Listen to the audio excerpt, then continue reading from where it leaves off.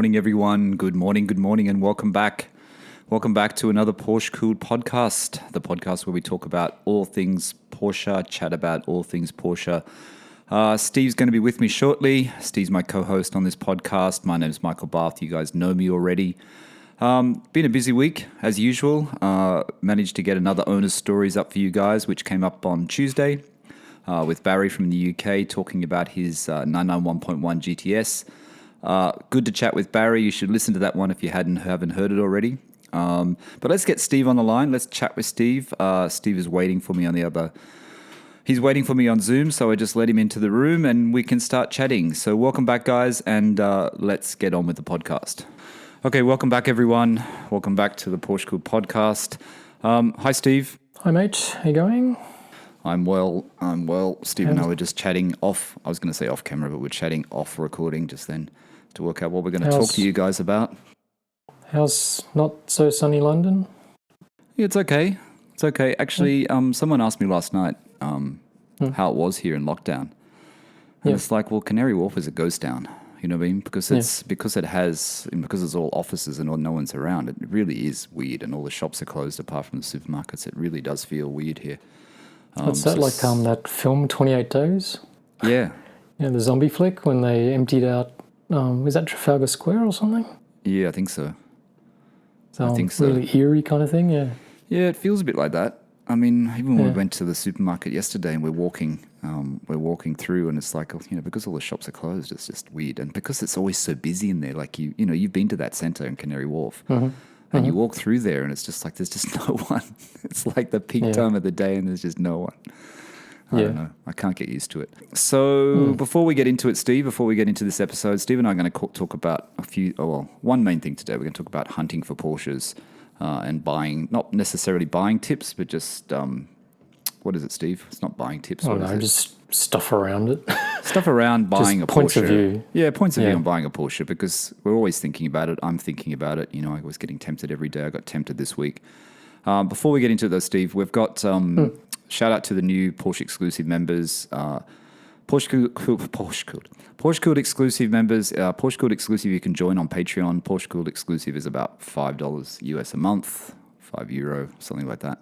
And basically, what does it do, Steve? It supports the podcast. It helps us keep talking. It helps us keep chatting about Porsche. It is 8 o'clock in the morning here, so I'm still I take a long time to wake up. So PorscheCooled Exclusive, you can join it on Patreon. We have 2 new members this week, Steve. We have Ralph, and Ralph was the guy that I sent you. Ralph is, hi Ralph. Ralph is from living in Singapore. I think he's Dutch. He's in Singapore. He used to live in Hong Kong. And Ralph is the guy that said he wants to buy a Porsche, a 911. He hasn't got one yet. Singapore is very, very expensive. People that don't know, Singapore is very expensive to own a car. Steve knows about it, but it's very, very expensive. Isn't Hong Kong as well? Because I don't think Ralph mentioned something about having some pretty schmicko, like a C63 or something before that as well. But I thought Hong Kong car prices weren't exactly cheap either. Maybe he can tell me through Patreon what the difference is. I thought Singapore was more expensive. Singapore's more expensive, I know for sure. But I thought Hong Kong wasn't actually cheap. Yeah, I remember a girl that we worked with there when we were there when we're going to do something for Gardens in the Bay, and she had just bought a Jaguar. And I can't remember, she told me the price of it, and it was insane how much it was compared to the price in Australia. It was just one of those sedan Jags, but it was a ridiculous amount of money. Yeah. So he bought a 1M in Singapore, and I think which is awesome. Which is, and you speak highly of the 1M, and you're going to get another one, I guess, one day. If my wife lets me. She baited me, I think I told you, she baited me the other day, and sort of when I had it, she wasn't that kind of keen on it. I took it sort of to a couple of manual driving lessons in it. And then since I kind of got rid of it to propose to her, occasionally she just slides into the conversation that she quite liked that car. And then like the other day she kind of went one step further and sort of said, maybe if you kind of get one again after we, sort of find our house to live in and all that sort of stuff. And it's like, I wonder if she's just kind of baiting me. Don't leave it too long, though. You see the prices are still going up. Yeah, I know. Yeah, and it's a great car. Yeah, and if you don't know what a 1M is, do a search for it. It's a really good car. Basically, it's one of those cars that if you bought it, you really haven't lost that much money through depreciation either. They really I think haven't. They've they gone keep back up. going up. Since I sold mine, I think the values have actually kind of sort of slightly kind of crept up. So Yeah, I mean, Chris Harris has one in the UK. Chris Harris, the car presenter. Zuckerman obviously has one. They both have black ones. Zuckerman's is chipped. I think Chris Harris's might be chipped as well. I'm not sure. But he raves about it. I think he's got Litchfield stuff on his. Yeah, he raves about it. I saw some post on Instagram the other day that he was raving about it again. Anyway, Ralph's got one of those. So hi, Ralph. The other member for Ralph. Patreon, PorscheCooled Exclusive member is Peter. Peter. I'm not sure where Peter lives, and I'm not sure what Peter drives. But thank you for joining, Peter. Much appreciated. So like I said, if you want to join... I'm flat today, aren't I? If you want to join PorscheCooled Exclusive, just go to patreon.com. It's /PorscheCooled or just search PorscheCooled. It's pretty easy to join. And like I said, it's $5 a month. What else?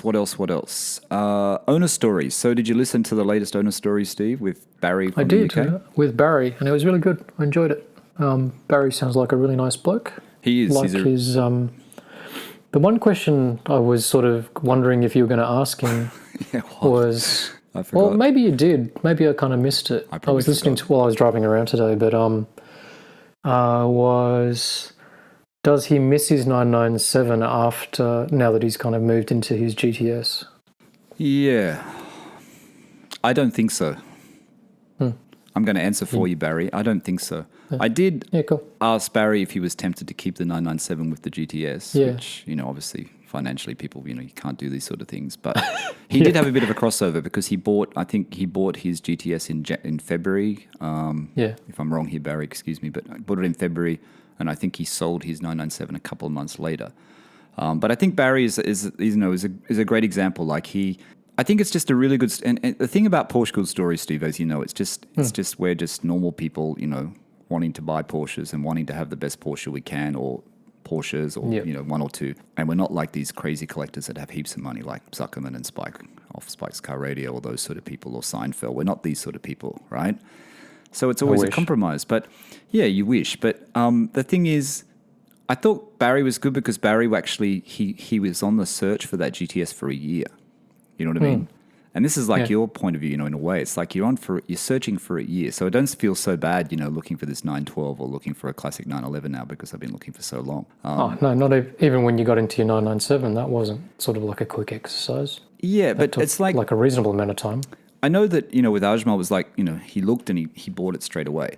But, there's also the thing where you look for this period, but when it comes up, it still comes down to the same point, like even if it is a quick, you know what I mean? You have to be ready. Yes. You have to buy it straight away. Like Barry said, it came up at his local dealer close to him. Yep. He went there and then he bought it and then he had to juggle his funds to pay for it. And that's how it is. You can't let it go because once it goes, that's it. Yep. So, I thought Barry had a good story, and he's got a really nice car too. And I think it looks great. And he's got that photographer friend who I tagged on the photos yesterday on Instagram, and I can't remember the name now. Who did that really cool photo of his near Manchester there with the backdrop. Right. So I think that's a great photo. So check it out. I put that photo on PorscheCooled, I think. PorscheCooled Instagram. Head over there and have a look at that image. What else, mate? So that was owner stories. I'm doing another owner stories this afternoon as well. I'm doing another recording with Greg from New York or New York area. So that's going to be for next Tuesday. Talking about cars and looking at cars just very quickly, I started looking at 912s again. You know this already, Steve. As you do. Yep. I know Nick, Nick, my friend in the UK, I've also sent him the link to it. I just started looking again, and I shouldn't, because I feel like my hands are tied a little bit. But I found that slate grey one, which is, that's my air conditioning clicking. If you can hear that noise, sorry about that noise in the background. It clicks as our air conditioning is broken down in our apartment here. So the slate grey one was £59,000. It's very, very cheap for a fully nut and bolt restoration. Because Revival 912 have a similar car with red interior, and they've got it listed at £79,000. So I know what's wrong with it? Nothing's wrong with it. I just think it's because the other ones at Revival 912, they're both full nut and bolt restoration. The slate greys with the black interior, in my opinion, is a better looking car because they're black. Has it gone yet? You sent it to me. You sent it to me a couple of days ago. Has it already gone? Like at that price, it should fly out the door, shouldn't it? You'd think so. It's still there. I sent it to Ajmal last night. I sent him the link. He thought it was pretty good as well. Yeah, right. Because when you think about what it costs you to get that car to that point, and if you're buying a car for £30,000, I know it's another £29,000, but it'd probably cost you more than that to get it to that point. Like, it's got the right green shocks. It's got, even underneath looks so clean in that car. Mm. And then there was a Polo Red one. I'm not a big fan of the Polo Red, but that one was a really good one too. Also that one was serviced by 912 Revival, which is, the expert here in the UK. Yep. That was a Polo Red one for $46,000. I didn't mind that. I showed that to Tasha, my wife, last night, and Tasha actually thought that was okay, even though I'm not a big, red scares me. I thought it actually looked okay, that one. And then there was a really nice metallic red one. The metallic red one was £65,000, which was more than the slate grey, but it was in central London. I'm not sure if the metallic red was a factory colour. I didn't send you the link for that, Steve. I should have sent you the link. It's actually not bad. I was going to ask you, were back in that time, when were metallic paints introduced, I wonder? They did have some metallic paints, I think. I don't know, actually. I'm not 100% sure because I only saw that one afterwards, and I don't know. I looked on 912 registry just to double check. I always double check to see if it's a. I'm trying to find the link now, and I can't find the link, of course. Sort of like an original color. I'm not 100% sure if it's the original color. Why I'm pausing here, everyone, is I'm just going to send Steve the link quickly so he can see this one. But I'm not sure if it's the original color. But there's a few up there. I mean, they're there. I mean, I don't know. I don't know what the. I mean, the one's in Wales. Actually, the grey one is actually in Wales, so it's not close. But you'd almost. Right. I don't know. I'd almost if I was willing to give up the money, I'd almost buy it sight unseen. Which we're going to talk about in the episode. We're going to talk about, whether you should buy a car, whether you should buy a 911 sight unseen. That's the Polo Red one. I just sent Steve the Polo Red one because I haven't sent him that. But there's the metallic red one, which is this one. Oh, I quite like it. If anyone's worrying just about visually. The Polo Red? The Polo Red is not that. The link you just sent me? Yeah, and that's in pretty good nick too. That's had a lot of work. And then the second one I sent you, Steve, is the metallic red one, which is in central London. The guy wants a bit too much for it, I think. £65,000, which is a little bit high. I'm quite partial to. Oh, I see. Tasha really Polo likes red's better than the metallic red. Tasha liked the metallic red. You like the flat red better? Yeah, it looks a little bit more. And I'm no expert. I have no idea. I'm just talking out my bum as from an aesthetic point of view. That sort of deeper metallic red, I kind of equate to sort of more like an 80s BMW. It's sort of like, it looks a little bit like Arena red, which was the 993 Turbo kind of color. It does. And that car doesn't say it's matching or whatever. The Polo Red one is a 67. Yeah. It's a 1967 912 in Polo Red. It's got chrome bumpers in it on the front and the back, which I'm not 100% sure about. But I think as a car, I mean, I'm not a big fan of red. I mean, it's got a black interior, which is a bonus. It should have black. It's got the right steering wheel, the button steering wheel, the hockey puck steering wheel. The interior is in quite good nick. You can see it's got a replacement fuel tank, which is really important in 912s, that the fuel tank has been replaced because a lot of times you have to replace it. I'm not sure if the lights have been upgraded. I know in Australia you may have to upgrade the lights when you bring it in, which is about 2,000 Aussie dollars for the headlights, which is the Is that from Porsche. Left-hand to right-hand drive lights? Is that what that is? Yeah, I think so. I know that guy who's got the sand beige one for sale had that he updated the lights and it was over 2,000 Aussie. But the Polo Red one's not bad. I think period-wise, I think for the car, the 912, I'm not a big fan of red cars, but I think a little car like the 912 kind of works in the red.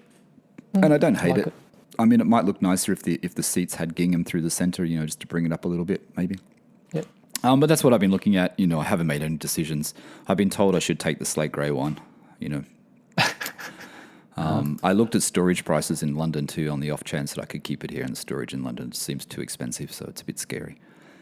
Right. But anyway, did you watch? Speaking of 912s, just really quickly, did you watch Ajmal's latest vid?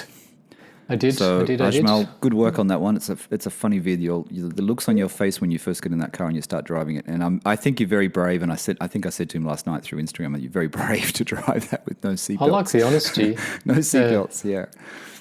Yeah. It didn't look that sort of super sketchy kind of thing, but to try to film something when when it's sort of like maybe your maiden voyage and you're not kind of that familiar with everything, blah blah blah. I don't know. I've never kind of tried to do a YouTube video where you sort of film yourself as you're driving. You told me once that it's not as hard as you think, but I still would imagine that it's quite distracting. So it's not that hard because if you're not looking at the camera and you're just talking, it's just like you're driving and talking. You know what I mean? Like that part of it is okay. Sometimes I think in a car it's easier, but the thing about that is the left-hand drive. You're not sure how reliable your car is. You're hearing noises you didn't think it had before. You know what I mean? So I can imagine the feeling that you would have. Ajmal is flat cap driver. If you don't know what we're talking about, if you go to YouTube, it's flat cap driver Ajmal. So give him a subscribe if you go over there. He's got a really good channel. It's really straight up, easy. But I'm still a fan, even though after watching that, he hasn't turned me off it yet. I like the Instagram post actually just very quickly. It's like the little things, Steve, that you buy, like the little lever that you open the rear lid for the engine. Yep. Ajmal's one was painted in the same as the body color, and I think it was broken, and then they painted over it, so it looked a bit dodgy. He replaced that with the proper black one. And it's funny, that those little things are what we're all like that, It's like the first time you get a car, it's like, what can I do quickly that makes it my own? You know what I mean? What can I add to it very quickly? And I thought that was great. I think I pretty much... You know what I mean? The first thing what was the first thing you did when you got the GT3? What did you do? The very first thing. I hated the fact that the door sill was scuffed, like the black plastic thing. Yep. So I went straight to Porsche South Centre, Sydney South, got Sarah Nash to kind of get me like a new one of those, and I unscrewed it and put it straight in. And it's just that funny thing where you kind of go, it looks so shit and looks like I didn't do that, blah, blah, blah. And then as soon as you kind of make it like brand new, it feels like it's yours. Yeah, yeah. It's just like a really weird thing. Yeah. It's like watching Nick Murray on the latest video he did in his 993 Cabriolet, and he bought the mats. You know what I mean? You buy the new mats, and the mats make a big difference. Too. It's just the little things, right? Yeah. It makes you just... I think for me, the first thing, what the first thing I did, and I bought it straight away. Like I think even before I bought the car, or just when I picked up the car, was I bought the new air conditioning unit. The switches? Yeah. The air conditioning unit. I bought the whole unit, remember? Yeah. I thought, no, I can't deal with that. That's the first thing that has to go. And then when I got that changed over, it's like, it's back. It's perfect. Yeah, so much better. Perfect. Yeah. I just couldn't stand looking at it. But yeah, so I thought that was quite good. What else, Steve? What's happened the week? How's the Macan? Has it been fixed? I dropped it in. So it wound up being probably same price, if not maybe a little bit cheaper to pay out of pocket as opposed to go through insurance. Oh shit, I've got to ring the insurance company and retract the claim. So you're paying... sorry, so you're not doing insurance at all? Nope. Oh, okay. Nope, because the way we've geared our insurance, this is my wife's car, is that, and actually all my insurance, I deliberately make the excess quite high rather than sort of going with a standard $500 Aussie kind of excess. So what's your excess? $1,500. Oh, right. Well, because then you reduce your premium sort of down quite a bit, and then I just kind of go, well, the catch to it too is that, like, I suppose as soon as you kind of have a little scrape on the front or rear bumper of your car, that's a $1,000, $800 to $1,000 exercise right there and then. So, if I do that, then I'm just going to pay out of pocket rather than, because as I was banging on about last podcast, is that it's not just the price of your excess; it's the effect that it has on your premium the following years. So, so the repairs cost you a little bit more than the excess then? Yep. And they're going to a guy that has worked on my GT3 and many other cars on numerous occasions. They're really good. I quite like them. He's going to fix the repairs, and then he's going to machine the lips on the... my wife damaged one wheel, but he's going to just tidy up all four wheels, which is how we kind of bought the car. Oh, that's good. But it's on the wheel arch damage, wasn't it? Wheel arch and back door, which is a bit tricky to fix, right? It's not an easy fix sometimes that when it gets into that panel. Well, he knows his stuff, so I'm kind of hoping that... sorry, that was my messages. I trust him. I know he knows his sort of stuff. Like he's not replacing the door. He's just going to fix it. So, yeah. So cool. Well, that's good. At least that's out of the way. Another thing not to think about. Another thing not to worry about. So when is it in there now, or is it going in? Pick it up tomorrow. Oh, cool. So it's done. I dropped it in on Monday. Yeah, I won't say who it is, but I thought it was kind of funny because I dropped it in on Monday. Why don't you want to say? Because of the story I'm about to tell, which is I dropped it in on Monday morning. It was raining on Monday, and I sort of said to him, how long is it going to take? Because Pete told me it was, 3 or 4 days. And the other guy sort of said to me, look, it could be a little bit longer because if the weather stays like this, then he said, with a car like this or one of your cars, we won't paint in this kind of weather. He sort of said, like, if we get a Kia or something like that, we'll paint it, but we're not going to do it to something. We're not going to do it to a Porsche. So, yeah. Wow. That's good to know. Yeah. It helps. The power of the elite, I call that, the power of the elite. Yeah.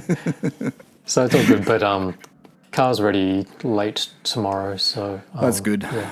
There's nothing worse than, as long as it comes back, and you'll get it back with all that nice... when the car in Bahrain, when that Audi came back from the smash repairs, it just full of all white dust. They didn't even bother cleaning it. It was just everywhere. I had to wipe it down before I could sit in the car. Yeah. In Australia, they won't do that. But in Bahrain, they just leave it. Every time I get a car back from a smash repair, I know no matter how good or bad they are, there's always that sort of slight dusty overspray feeling, so I always detail my car afterwards. Yeah. I think you have to. And find that's a pain in the ass, but... Can we talk about your uncle's cars? Can we talk about what he sold to buy what he's just bought, or you'd rather not talk about that? Yeah, we talked about it before. I mean, I don't think he listens to this, and I won't get too specific, but... So he had two cars. Yeah. Well, he's got a few. He's got a bit of a collection of cars. He's got right? Tons of cars. But he had two cars, which he sold recently. What were those cars, Steve? He sold his F430 Ferrari, and he sold the first generation M2. And he was hinting to you that he wanted a Porsche, that he was going to get a Porsche, and he did his usual that he normally does with you and surprises you. Yeah, he likes to surprise us all. So not that. Well, it's not that it's actually become very predictable.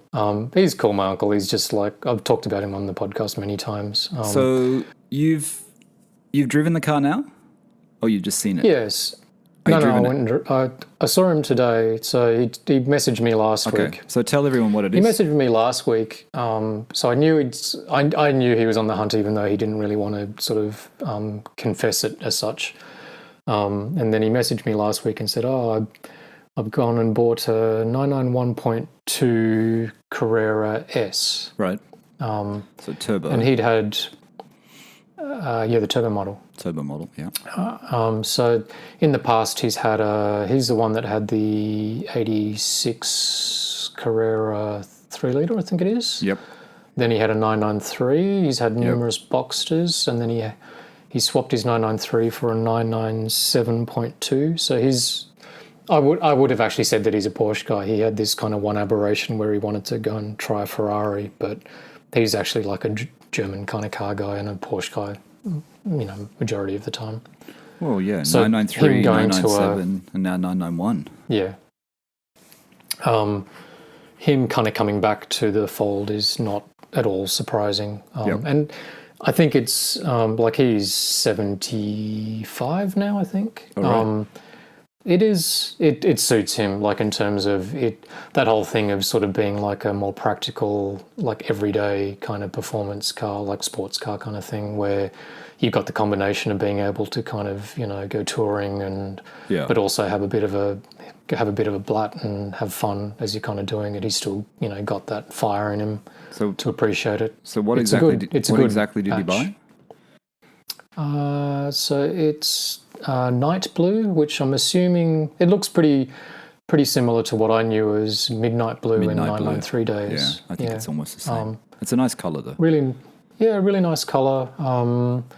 It's got a tan interior, which I didn't really, when he told me, it's like, oh, that could be a bit on the nose for me, or not to my taste, but I don't mind it. The light coloured tan or the dark colour? Is it the really light? It's. I think. I might not be using the right descriptor, but it was what I remember as sort of being cashmere. So it's like a bit more the creamer. kind It's a of, bit like cream, Yeah. creamish. Yeah, I know the color. yeah, rather than sort of Louis Vuitton sort of tan. Not that it's not that. It's kind of more neutral and lighter. What's Louis Vuitton tan, mate? I don't know what that is. Yeah, sure you don't, mate. What color? What color's the steering wheel? Is it the same color as the seats, or is it black?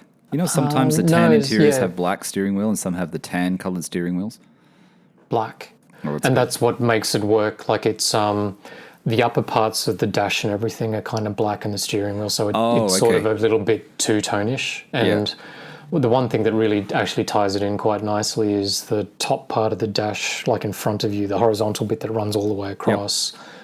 The deviated stitching is in like the matching cashmere or tan or whatever color it is, which is quite nice. Yeah. Yeah. No, for the record, I really like that two-tone interior, which is like what's in the 993s. 993s had them in the, they had that tan and black. Yep. But I like that split color. I think that works. When you've got that full cream dash and wheel, I think sometimes, for me, it's a little bit too much for me. But I don't mind the light-coloured seats. I think the light-coloured seats are night blue's quite nice. So how are the specs of it? Is it well optioned or? I asked him, and the bits that he just sort of lightly kind of touched on was it's PDK, sports chrono, and PSE, which were the things that he really wanted, which I agree with. They're the options that I'd want. It's only got 8,800k, 4-year-old car, but the wheels are quite good too. It's the sort of, like the BBS mesh motorsporty style kind of wheels, which I don't think are super common on, sort of 991s. Not that I'm a 991 expert, but I really like those. And they're sort of that sort of grey, sort of like your wheels, the platinum-y type the platinum colour. finish. And the 991.2, when you've got Sport Chrono, you don't get that Sport button in the middle dial. You don't get the Sport button in the middle dial anymore, the Sport Plus button. You just get the little dial on the steering wheel. The Martino thing on the steering wheel. Is the 991.2 the one that has wet mode, or is that in the 992? No, that's 992, I think. 992 has wet mode. 991.2 doesn't have wet mode, does it? No. I don't think so. And aesthetically, I don't really like the look of the Manatino thing on the steering wheel. I'd prefer that to sort of be somewhere else. But by all accounts, it works really well, though. By all accounts, it does actually work really well. He liked it. The new system. Yeah, and I kind of put it in sports mode. I took it for a spin, and you turn the kind of knurled dial to kind of change the different modes, but there's also like a button in the middle of it. Right. And the button is sort of like an overboost, like push to pass type thing, where it kind of gives you 20 seconds of sort of extra power. And how did that feel? Didn't have a go. Oh. I didn't have a go of that bit. How's the sound though with the different modes? Did you try the sound? Could you hear the sound of the exhaust on the different modes? Yeah, so look, surprisingly, I think I may have said this on the podcast before, but I've always sort of had this perception. So, sorry, I've never been in a 991 before. I've sat in one like in a showroom, but I've never driven one. I always had this perception that, just sort of like with BMs and Mercs and everything, that newer cars are just kind of getting so luxurious and cosseting that they're sort of a little bit more detached. And I always sort of thought that maybe that's how I'd feel about a 991. Right. But I was actually kind of surprised. This one's got sport exhaust, and it sounds quite good. It's got like all these nice little the basic engine note, like when you're kind of even if you're not fanging it, is like it's really 911-ish. It's kind of still got the same tone. It's got a few kind of built-in sort of crackles and pops, like a burble tune when you're kind of on the overon when you lift off. Yeah. Because this is a weird one for you, because you're not really a big fan of non-naturally aspirated in the 911s, and it's a turbo because of the 0.2. Yeah. And I'm guessing it's PDK as well. Yes. So those two things alone, but you thought you were actually pleasantly surprised when you drove it. Yeah. Like it's got, I even said it to my uncle as we were kind of going along. It's like, oh yeah, this is cool. Like, I'd sort of, I'm slightly dramatizing, but I reckon all cars are getting so good that I sort of feel like they're all converging. Like, the difference between like a BMW or a Merc or whatever, like in terms of the top of the line ones, they're all so good that they sort of feel the same. And I was sort of expecting that this might feel a little bit like a really good AMG or a Merc, but the bit that I sort of thought was like, no, it's still really 911 character in terms of the sound, the feeling of it, the steering. The one noticeable bit is that does that have rear wheel steer or not? Those models, there was an option, right? Oh, and that's one thing I should have asked him. You should ask him actually. I'm not 100% sure. You should ask him actually, because you should drive it again and see how you. Because a lot of people say the rear wheel steer is really good, right? People actually say it's great. Yeah.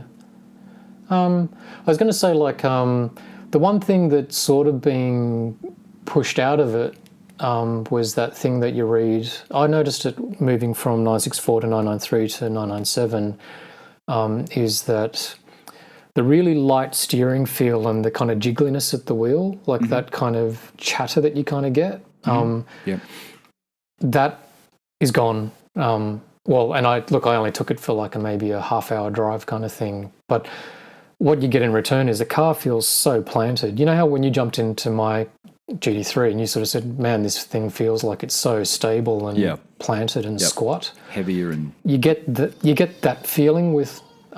sorry, you can hear my baby running around in the background. You get that sort of really sort of stable feeling that it just feels so planted through kind of sweeping bends and stuff, but you lose the sort of lightness of touch in terms of like the jiggliness of the wheel. Which was a criticism when the 991 came out, wasn't it? The steering. I can't quite remember. The assisted steering. I just want to make a point about the PDK though, which you just brought up, because it's interesting what your thoughts were on it. Because I remember going back to number 2 of Owner Stories when James from Auto Amateur was on and saying how that he just loves the PDK. Like the PDK is just fantastic. And Barry this week as well, said that, he went from a manual 997.1 and he went to the PDK and he said it's just fantastic as well.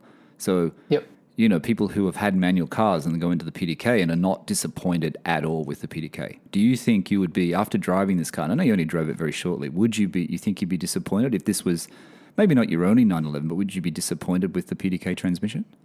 I still wouldn't do it. You still wouldn't do it? No, PDKs are not for me. Just because, I know it's not the same thing, but like the McCann's PDK, it's a really good box in terms of, compared to every other kind of automatic car that I've driven. I understand why people like it, and I know you're not asking this, but it suits my uncle to a T in terms of he's a bit older and all of that sort of stuff. But I still wouldn't do it because I just like the extra control. I like even though I can't heel and toe and all of that sort of thing, I just like, kind of choosing my gear and all that sort of stuff. And I know you can still with paddles and everything, but it's just still not the same sort of experience to me. So as good as it is, I still wouldn't do it personally for myself. Okay. I understand why other people like it, but... Yep, good to know. Because I know that Nick is looking at GTSs and I think he wants to test drive a PDK, so I'd be interested to know his feeling on the PDK as well, coming from a manual 997 Carrera 4S, whether or not he thinks he can get into a PDK as well. I've never driven one, so I don't know either. So I'd be curious. I'd be really curious if once you kind of jump into a PDK, how you sort of feel about it. I just reckon it's just a personal kind of choice thing. I mean, I've driven the paddles on the ML in Bahrain, and that feels terrible. Not the same. And I drove the paddles on the Q7, the earlier Q7 in Bahrain when I had the Q7, and that was better. But the Q7, I think, is still, for me, that old Q7 is still 100% better than the Merc ML. I mean, I would buy the Q7 over a Merc ML. It just felt better. It's more me. I know this is slightly skewing it. Like, I understand the notion of, like a GT3 RS only comes out in PDK because that's a track thing, and having paddles means that you've got one less thing to think about. So, if you're going purely for lap times, I completely understand the notion of that. And if I was on the track, I'm sure that would actually apply to me. But I just enjoy kind of, shifting, No, I do too. shifting gears myself. I like it when I'm braking as though. I just feel like I'm safer in a manual. I always feel like I'm not 100% safe in an automatic car when I drive. Well, that's when I'm driving SUVs. I just don't feel like I'm controlling the car enough. I don't know. That's just me. Yep. Maybe it's different with PDK, but that's just how it is in normal autos. Yep, I agree. What else? I've got to say, like, I was actually not shitting on the cars or anything, but it actually surpassed my expectation. I had this kind of thing that I thought it might not be as characterful and it might be a little bit sort of boring or whatever, but not at all. Right. The ultimate question, though, is that if it was my money, I don't know what he spent on it, but have they come down much in value? I don't even idea. look at the values of the point two. I think they're still quite high. I still think they're close to 200K in Australia. They're pretty high. Yeah. Okay. So, like, pretend it was 200K. Like, I don't know what he paid or whatever, and I'm not don't want to sort of do the rude thing, but pretend it was 200K. If it was me with 200K to spend, I would still prefer my car, like a 997 GT3, over that for my purposes. Yeah, we might get to that in a second about the GT3s from that video we watched last night. So you did the wheel arch guards, you said? You told me something about the wheel arch guards. You changed them over or not? I had black ones. I had black film over my rear wheel arch things, and I had them peeled off and replaced with clear again. Did you do that The black yourself? ones only lasted about a year. No, I took it to Aussie Cozzy, Android Aussie Cozzy. Aussie Cozzy, what's that? Never heard of it. He's the PPF guy. You know, you've asked about PPF before? Yeah, but there's some other shop that I've linked. I've got it on my Instagram that Porsche use, that a lot of people use, that is apparently really well known. I think he's in Castle Hill.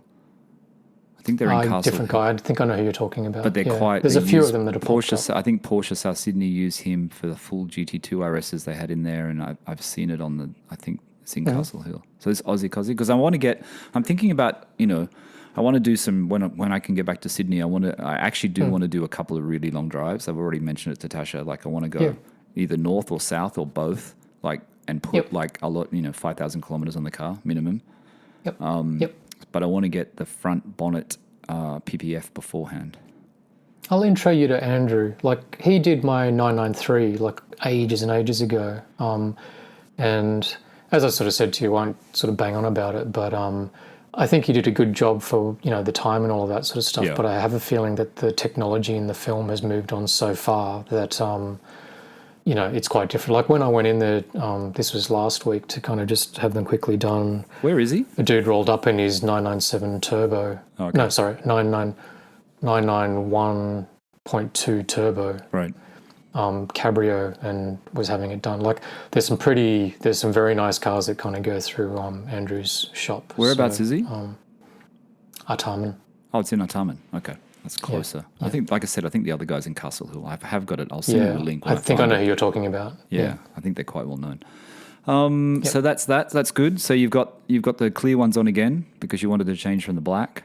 So you're not going to go back to the black?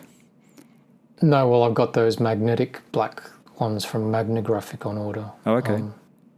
So hopefully I had to chase expensive? them, actually.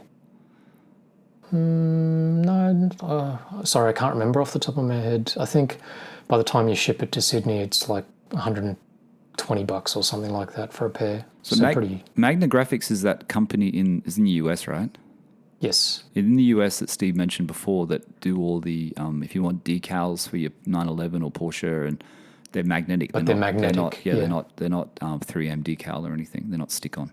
Yep. So they're quite easily to change. I think it's quite a good idea for the guards, actually. I'd be interested to see what yours are like, because maybe then I could get a set for my car. Yeah, well, because I know you talked about it, and it's like, well, if I don't like these magnetic things, like, you can have them. It's fine. Cool. But, like, when you read up about it, I think I touched on it before, it sounds pretty good, like pretty kosher. The only thing was that the size of it, they're slightly shorter than the factory kind of template, because the bottom of your wheel arch kind of starts to curl back around on the on the sill, and the magnetic things are better on sort of more flat surfaces apparently. I wonder so how like that's if you want to going throw work. like a racing number on your door or on your bonnet, it's perfect. But the more contoury the bodywork is, apparently you sort of want it to be flatter. Do they have the circles like on the Speedster? The Yeah, white gumballs, circles? yeah. Why don't you get one of those? Yeah. Get one of I those. actually thought about it, funnily enough. Did but you see- I'll just wait and see what this is like. Yeah, you should. Did you see, sorry mate for interrupting, did you see the guy I think he's in Melbourne, and he's got a Boxster and he's made it look like the Speedster Heritage Edition? Have you seen that guy on Instagram? I'll send you the link. I laugh, but it kind of looks okay. No, it kind of looks Good good. or no good? It kind of like you look at it and go, hang on, that's not a Speedster. What is that? That's a Boxster. And he's done it like the Boxster, the silver with the white, the whole Heritage Edition look. And I really like that heritage look, but I mean, I think I've said this before, you know, like the car guys, that Damien, the UK car guys, Yes. what he's done to his Spider, it just doesn't look right to me. No, it doesn't look right. I saw someone else on Instagram that had the Heritage Edition with the white and silver, and I think they were talking about getting it. Who was this? Someone who's quite well known on YouTube and Instagram. They were thinking about going to Topaz and getting the Topaz skin done on it and getting it changed color because they said they got sick of the Heritage already. They've got sick of it, you know. Yep. But I don't know. I quite like it. Yeah, what were we going to say? I'll get really sort of art directory on you, but like that car guys one, like the type that he's used, like for the numbers, he's put 72 in the white sort of spot and he's stuck it on his doors. It's not right. The size of it, all of that. Well, you got to get those details right to kind of make it look good. Otherwise, it just looks cheap. Yeah, I agree with you. I don't like it. Anyway, so Couple of other things we think you should look at. What should you look at? You should, if you haven't seen it already, Porsche Road to Le Mans on YouTube. Correct, Steve? With Michael Fassbender. With Fassbender. The actor. Season 2 is back on. I haven't started watching season 2 yet, Steve. I watched season 1 from you telling me about it, and I really, really enjoyed it. It's about season 2 is just as good. Yeah, so tell people what it's about, so you know what it's about. It's just Michael Fassbender, the actor that's been in many things. Apparently, he's got a big schlong. He learns. I said I wouldn't mention that, but I don't know why you mentioned that. He learns how to drive a. What are you doing? He learns how to drive. I haven't seen it. Wasn't he in that? He's in that film about Sigmund Freud, and I think there's some scene in that where he goes full frontal. I don't know. In that show, he makes you feel like you should be going to the gym more. That's all I know.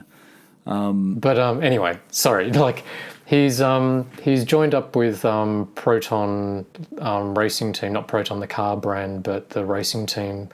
That's a Porsche racing team, and he's basically training himself up to kind of go and race at Le Mans.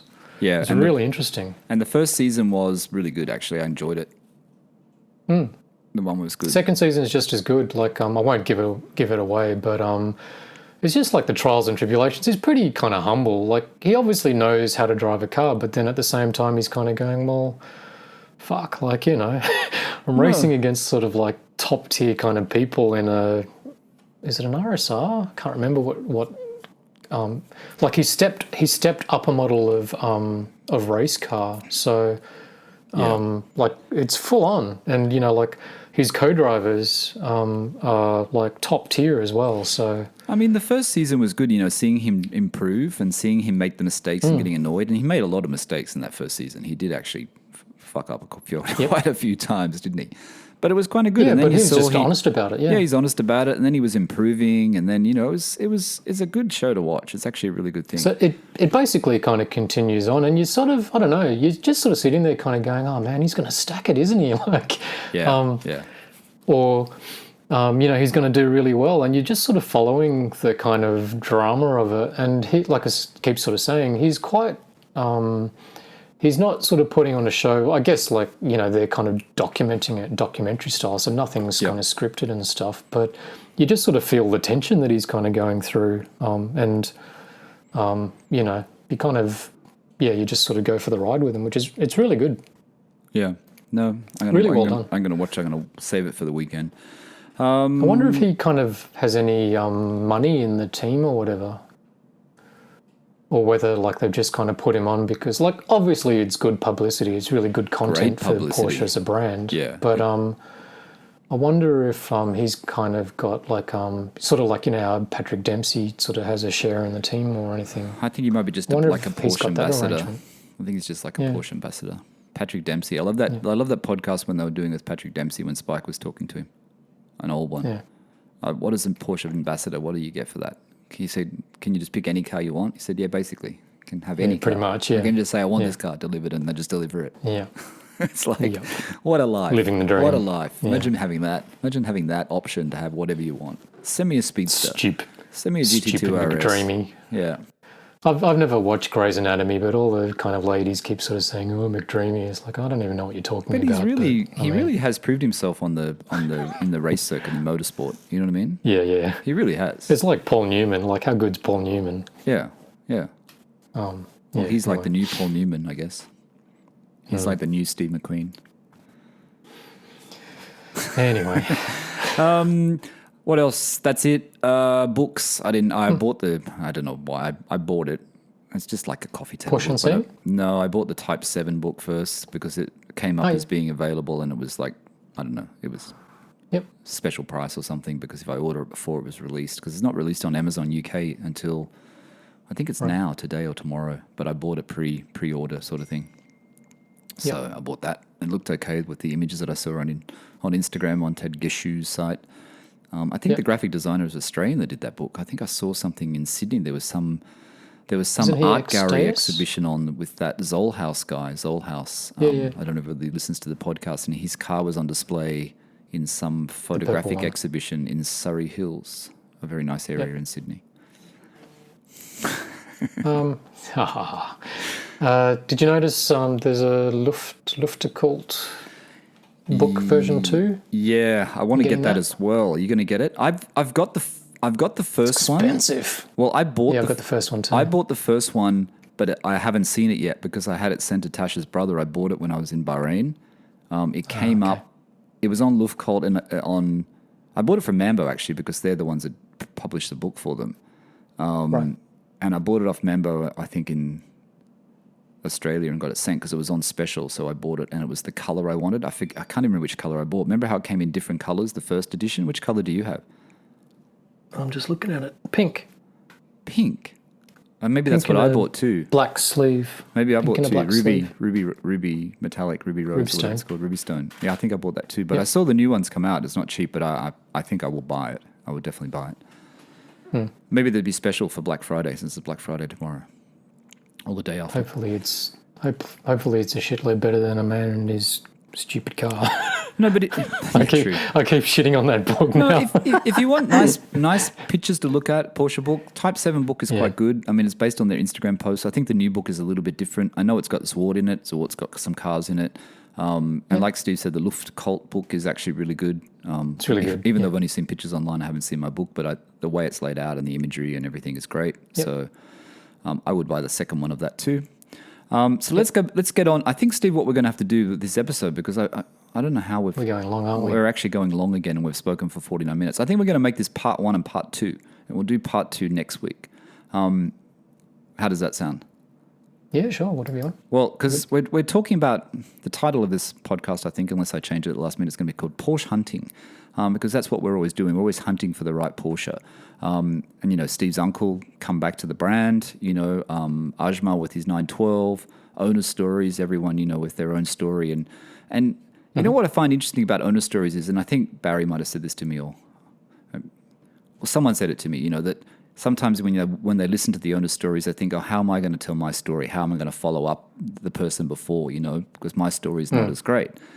To which I always say it's not like that, because every story, it resonates with certain people. You know what I mean? Like everything is a little bit different. Like I enjoyed James's story about his cup cars, and I really enjoyed listening to Barry's story last week. Same as I enjoy listening to Ajmal's story and James from What Amateur's story. And Craig's story. It's all different. And Justin's story. They're all slightly different, but they're still common bond Porsche, but all interesting in their own way.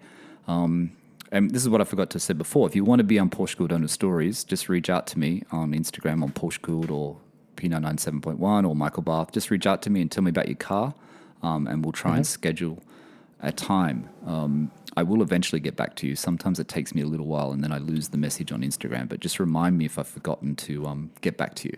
But I've got a few people lined up, actually, quite a few people now. I think I've got another 3 people Maybe you should up. use your Patreon funds to hire a secretary. Yeah, have to get a lot more. Mr. Bath. Yeah, Get it to call you Mr. Bath. Yeah, so let's get 500 members on Patreon and I'll hire a secretary. Yeah, okay, cool. Can I borrow her occasionally? All right. So anyway, this whole episode is sort of about, we're gonna talk about buying Porsche, but we just want to cover one other thing first. I'm getting off the track here. The new GT3 that we saw, and I saw it the day before, not yesterday, the day before yesterday on someone's Instagram. There's a yellow one going around Instagram. Have you seen that one, Steve? That one's retouched, I think. Yeah, so somebody's taken the shots and they've just kind of cleaned it up. Yep. So it's been retouched and they've taken off the camouflage. The GT3, the new GT3, even though it's going to be released shortly, it's still got camouflage on it. And this was apparent last night. If you watch, and I think it was only released yesterday, last night, Carfection video. If you haven't seen it already, go and look at it. Henry Catchpole with AP, Andy Pruninger. Yep. And even he said it's still got camouflage on it because he made a joke about the rear of it saying we try to make it as ugly as possible and this is all camouflage, like it's not going to look like this. And it's working because idiots like us are all kind of going, oh, I don't like it. And he sort of said, yeah, exactly, because you're not supposed to like it. It's got camouflage on it. Yeah, exactly. So let's just set the scene. So Henry Catchpole is very, very lucky. He gets to go to this room. This room, when you watch it, this room is full of GT3s, every generation of GT3. Every GT car. In the room. Yeah, so he gets GT2s and 911Rs and all that sort of stuff. Yes, so he gets to see all of them. In one corner, there's one under a black cover, which is apparently the one uncamouflaged, so it's already ready to be launched, which means it must be launched pretty soon, right? It must be very, very soon. Yeah, I guess so. And then they actually go through a black one, which has still got camouflage on the back. Like Steve said, it's really ugly on the back. The interesting point I found about it, and when you watch the video or see this, is that he said the wing. He said this is not, of course this is not what the wing's going to look like. It's going to be prettier than this. Or something like that. So the wing... I think he was pointing at the stanchions, which are the kind of uprights that support it and stuff like that. I think he was sort of saying that would be kind of, like there's still stuff all over it and that they would kind of... You can tell, like they wouldn't make it as ugly as that. He was kind of, again, laughing about it.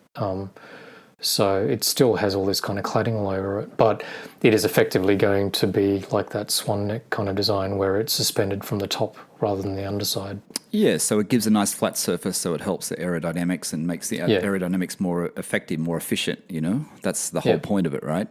Yep. But I think it looks pretty good. When I saw that yellow one on Instagram, I wasn't convinced because, I don't know, the wing starts up almost underneath the back windscreen, right? It starts up very high at the back windscreen almost, where it's joined in on that image. It looked, I don't know, there was something weird about the wing even in that yellow one. It'd be interesting to see once it actually is completely uncovered from camo and the final version. But it was interesting, Steve, about the rear glass being lightweight glass, huh? Yeah, he kind of said, like, which very obvious, but every RS model kind of features of the RS model then finds its way into the kind of following standard GT3. But they've never done things like lightweight glass in a standard kind of GT3 before. They've never done a carbon bonnet for a GT3. And then, like, again, he kind of made light of it, but it then makes it harder to kind of follow up with an even more special RS kind of version. Well, that's the thing. It's cool. That's way cool. Yeah, I know. That's the thing, isn't it? Carbon bonnet, like you said, lightweight glass. What are they going to do on the RS to make the RS, above that? What are they going to do? Don't know. They must have something. Unless it's, I don't know. They're certainly kind of just, year after year, generation after generation, like they're just kind of honing the hell out of the car. The one thing I did want to ask you, though, the transmission, I didn't quite follow it. I have to watch it again. The transmission in the GT3 is automatic? That one they were showing was a PDK or it was a manual? It was a PDK, but it had a manual-looking stick. Yeah, shifter. So I couldn't tell if that was like a test mule gag type thing or whether he was sort of saying... I think Sorry, I think what he was getting at was that in a current 992 is that instead of having a shifter, it's got that little bronze shaver, knobby thing. Yeah.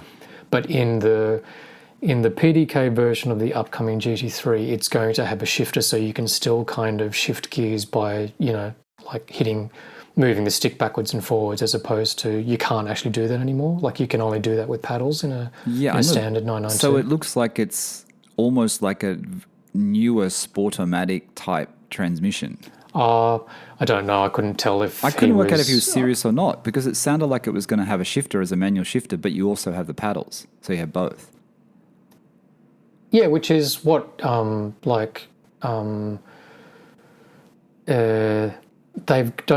that in a 991.2 or a 991. No, but it's a traditional shifter though. It's like a manual shift knob. It looks like a traditional shifter. No, it's a PDK shifter, isn't it? Is it? I don't know. When I look, you take it and then you slot it to the kind of left, and then you can kind of just push it up or down.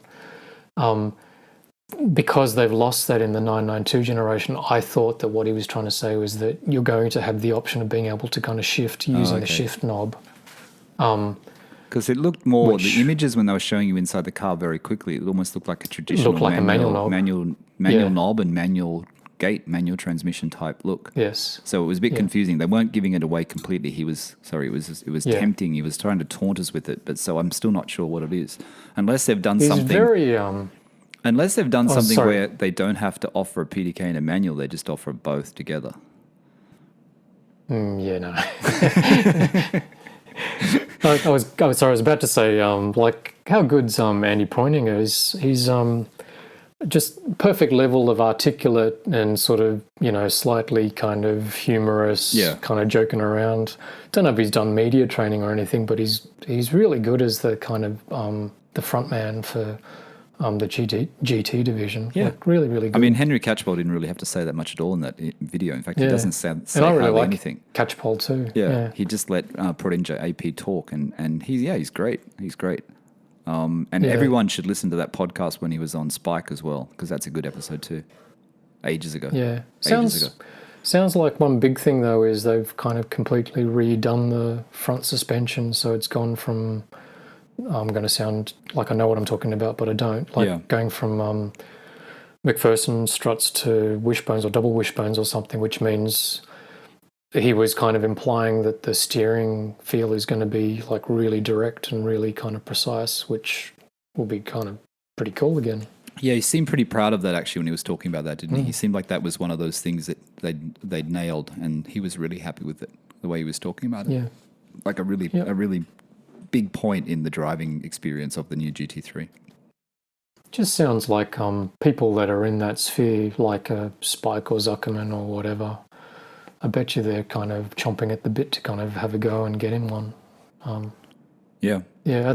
Actually, just going back to me kind of going for my Virgin drive in a 991, how I sort of said that I was quite impressed at how it still kind of had the character to it. Yes. It made me kind of go, I would really love to have a go in a GT3, like a 991 or a 992 GT3 now, because I sort of have a bit more faith that it's probably got a lot more of the personality that I sort of assumed that maybe had been dialed out of it. But you heard him say in that video about the 991.2 GT3, like it's just perfection. Even AP said that. Like he was even raving about it. You know hard what I act mean? to follow. Yeah, hard act to follow, because the 991.2, not the one, the 991.2 is a really great car, almost a perfect car, basically, he said.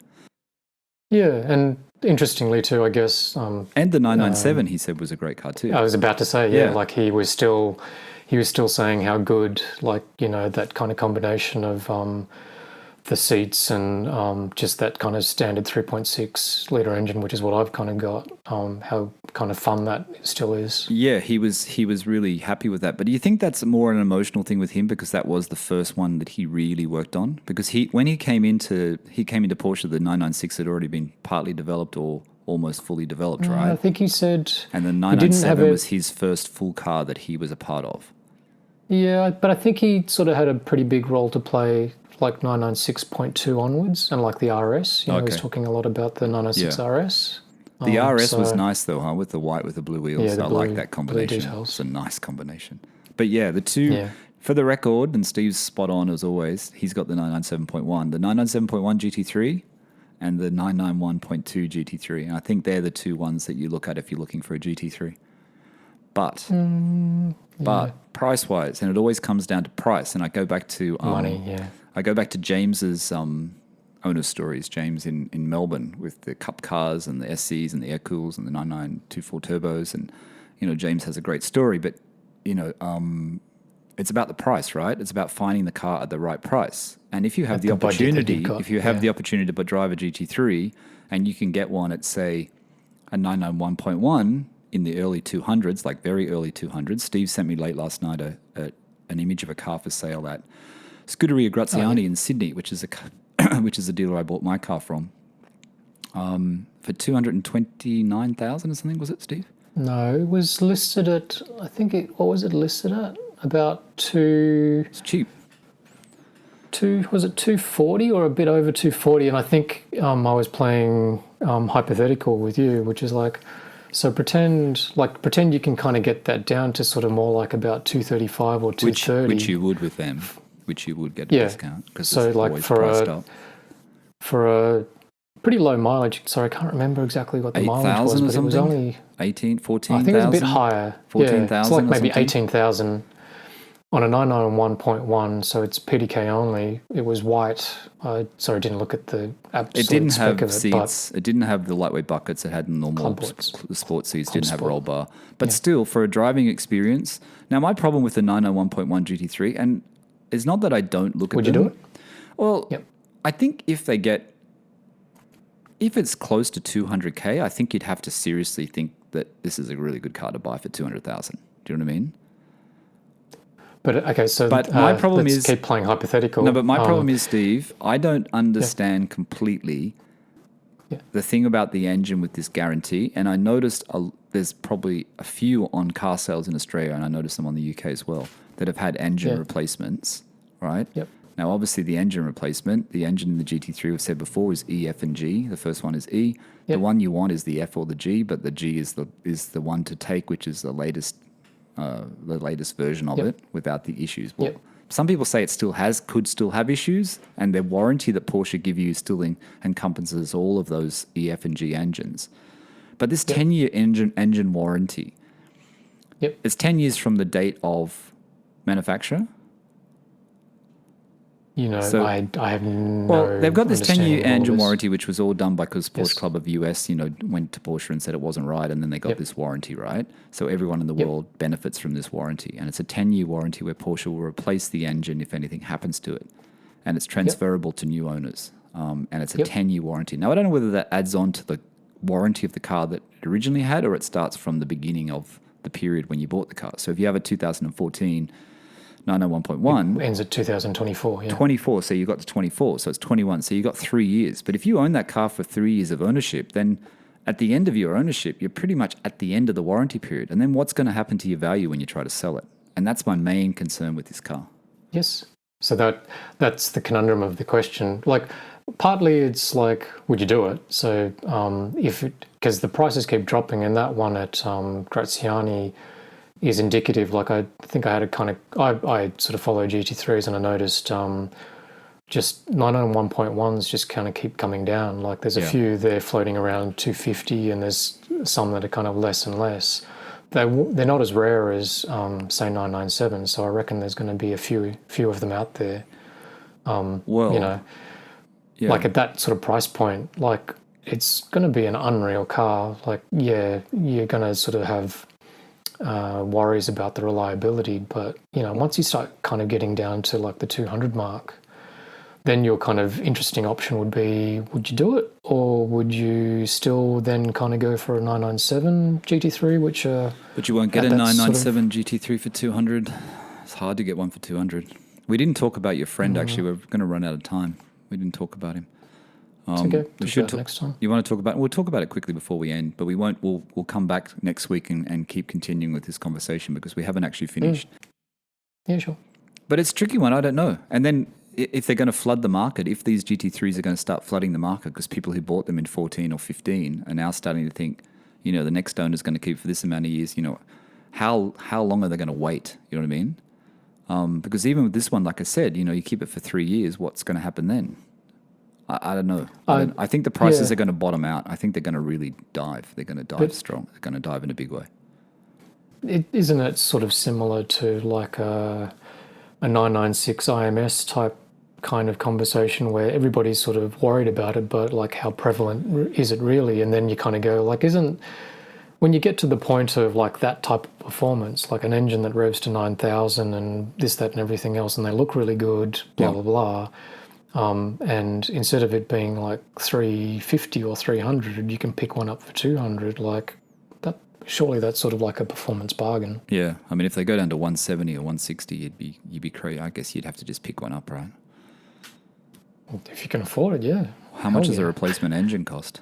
If you're out of warranty and then you got to buy the replacement engine, it has to be fully replaced, right? It has to be a fully crated engine. The ones that they were doing, they were changing. I read an ad. There was an ad. I think it's still available on car sales in Australia, where it said it had a new engine, complete new engine. It was, you know, and the new engine had this amount of kilometers on it from Porsche. Yeah, don't know. Let's just, we're talking about buying and selling cars. We're talking about buying cars, but let's just talk about quickly, Stu, before we go, because we're at an hour. Yeah, sure. We're going to continue this episode next week, and we're going to continue with the buying and selling thing we're going to chat about next week. So I think we'll continue on into it. So we'll make it like a part 1, part 2 thing. Let's just quickly talk about your friend. Think of this as the teaser. Yeah, so here's the teaser. I don't know how we couldn't, these hours go so quickly. I think we're going to have to end up doing Joe Rogan style podcast, but to go for 3 hours. Because I think we're like running out of time. I don't listen to Joe Rogan, so yeah. You don't listen to him? I don't really either. Except I listened to the Kanye West one because that was entertaining. I found that very entertaining. It was funny. I can imagine that being entertaining. Honestly, if you don't listen to Joe Rogan, just go there and listen to Kanye West. And I know a lot of people hate him, but you just got to listen. You just got to listen to him because it really is. It's just you just go, what is going on? He's on a different planet. A little bit. So Steve's friend was looking at, we thought last week that he was going to buy a 996 Turbo. He was on the cusp of it. He got the guy down I hope he doesn't mind me talking about this. I hope he doesn't. I don't know if you... We're saying this in all... He wouldn't mind. We're not mentioning his name. But he got the guy to a good price. So what's happened in the last few days? So he was sort of on the cusp of like trying to work out like a 996 turbo that he had kind of found, and then I won't go through the kind of gory detail of any of that, but sort of you will have noticed, I think you and I were sort of texting late Friday, was it, last week? Yeah. When a new ad on car sales popped up for a white GT3, 997.1 GT3, like similar to mine. Yeah, not Club Sport. Comfort spec, but about 50,000 K on it. White. Yep. And the seller was really kind of honest and sort of said, yes, the car's done, you know, a bit of club track time, all that sort of stuff. Yeah. And then my mate sort of texted me, so I said, oh, what about this? I was like, oh, okay, I didn't realize that he was thinking about it. And he was just asking me questions about GT3s, 997 GT3s, which I can sort of obviously answer from experience. Yeah. And I was just answering his questions about, you know, a few watch-outs in my opinion, like what does insurance cost me, that type of thing. And then this was like late Friday, and then I think by Monday after lunch, he sent me a text sort of saying, I bought it. And I was like, holy shit.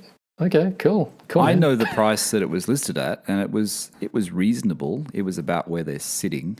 Personally for me, and I hope he's not listening and gets upset by this, but personally for me, for the extra $15,000, I would have bought the silver Club Sport one that was for sale. That's still available. How much is that listed at? How much is the silver one listed at? 235, right? I can't remember. I think it's 235 or 240. I would have bought that one. I would have tried to do a deal with that guy because it's been for sale for a while. It's got the lightweight buckets. Personally, I would have bought that one.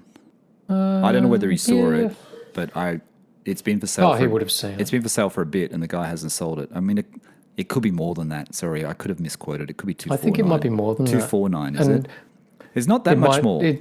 So the thing is that it might be the fact that the seller of that car might sort of be sitting on, call it 245 or whatever it is, and not really wanting to negotiate at all, whereas like the other people might be a kind of a little bit more negotiable.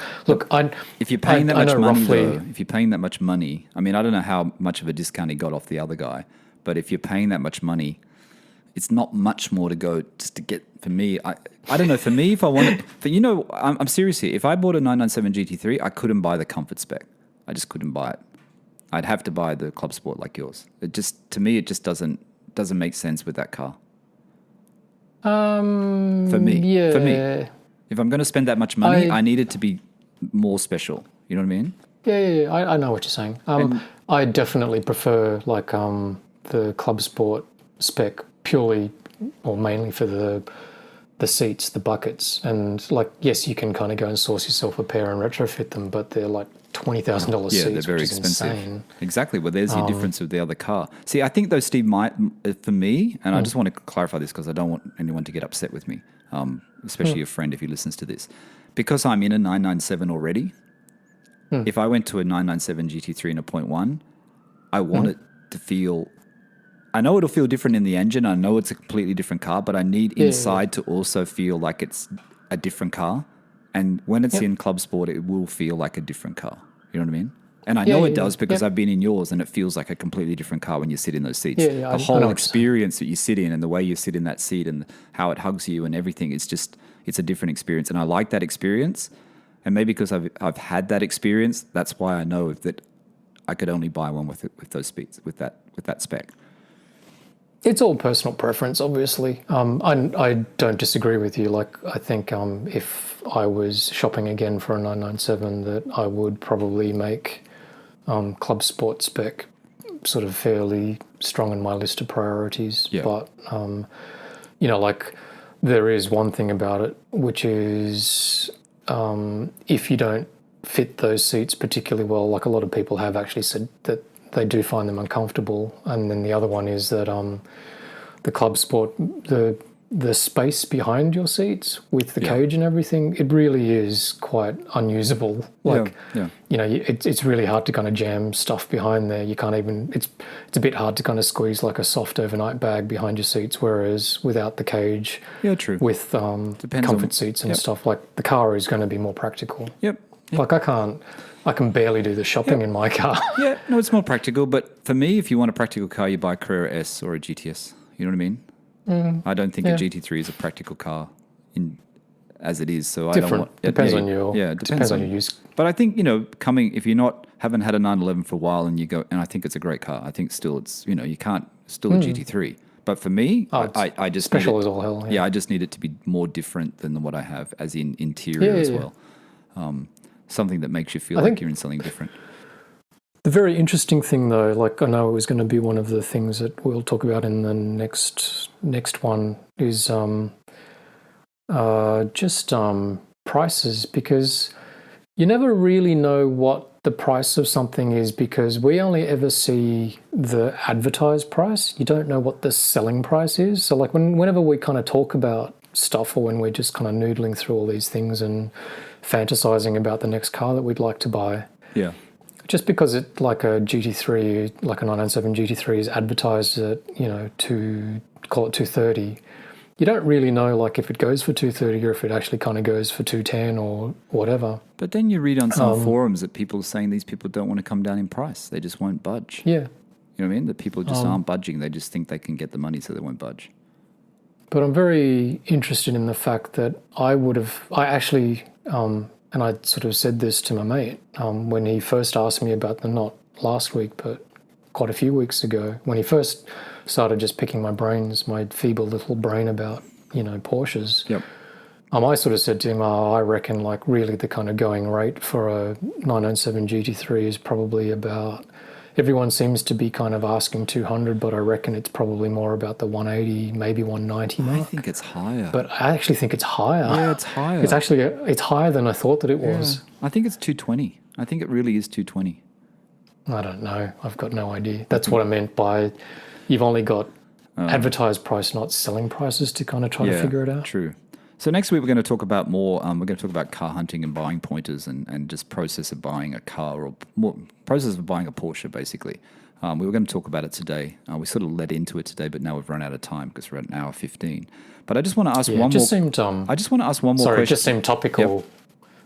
It seemed topical because, like for me, my uncle and then my mate were kind of getting themselves into new 911s, and you're constantly sort of on the hunt and stuff like that. So it was just interesting that like people like all around us were kind of asking little kind of questions or points of view about like how do you approach it and PPIs and this and that. So I think it's a really good topic, and it's a great topic for us to chat about next week. So we'll continue into that next week. So we'll finish this episode off next week. All right. I think that's it for today, Steve. Yeah, cool. I think we've... Sorry, like I know we got all excited and talked quite at length about it, but it's just... it's funny because listening to my uncle talk about it and my mate talk about kind of getting it, and I know you're kind of constantly talking about 912s and a GT3 dream and all of that. I am not in the position to kind of go and buy a new car, but I actually get quite excited when all this conversation is kind of going on. Like I'm actually genuinely really pumped for my uncle and really excited for my mate who's picking up his GT3 on Sunday. Yeah, it's exciting when it comes to fruition. It'd be good when you go for a drive with him too, because you have two white GT3s together. Well, I'm waiting for you to get yours, and then there's going to be three. I'm not going to get It'll a white be mad. one. I'm not going to get a white fun. one. That'd be too odd. But you know, like in all seriousness, like the what we were saying before about driving in convoy, like so much more fun. Yeah, kind of having buddies to kind of. I won't be able to keep with. up to you guys though. You'd be like way ahead of me. It's no different, mate. You'll be in the same equipment. All right, we're gonna end it. We've gone a bit long today. I hope you guys are still here at the end. But thanks for listening to the PorscheCooled Podcast. Thanks, Steve. We'll talk again next week, and we'll continue the buying and selling and Porsche hunt conversation. You're gonna have to think of a different title for this one. Maybe I can use the same title. I'll see how it goes. Prologue. Yeah, I'll think of something. Yeah, cool. I always come up with something stupid. Last episode was really popular, so people liked that one. So I'm guessing it was the title. Call it that again. Maybe it was the description about being grumpy, or you being grumpy. Yeah, okay. People have said to me they listen to our grumpy podcast, so they seem to be happy with it. Okay, good. All right, that's all right, it. Mate. We're going to go. We've gone over. It's 1 hour and 20 or 1 hour and 10, 1 hour and 15. It's too long. But normally we'd like an hour. So, all right, Steve. Thanks, mate. We'll talk next week. Mate. All right. Take care. You too. All right. Thanks, everyone. Thanks for listening, and bye for now.